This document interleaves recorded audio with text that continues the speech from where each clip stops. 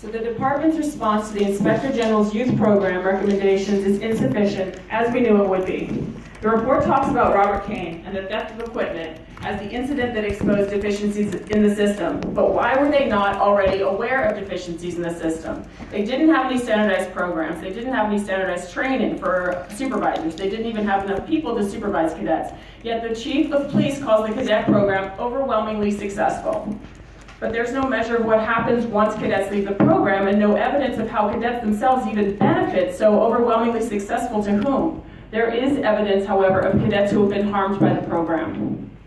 Going back to this report, when we look at prominent external organizations that specialize in youth development and programming that the department reached out to for this report, it's unclear how those organizations were selected.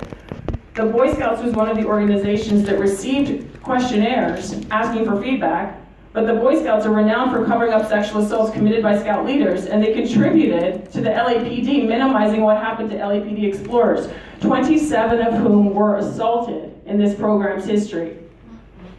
Another organization that was reached out to by this report was the Los Angeles Sheriff, asking for feedback about how they do their program. But the Los Angeles Sheriff's employees are constantly being reported for sexually assaulting women and children while off and on duty and inside jails. So where was the outreach to organizations that specialize in preventing the sexual predation and abuse of kids? Those organizations exist. Were they contacted? Were they asked to do an audit or provide feedback of this program?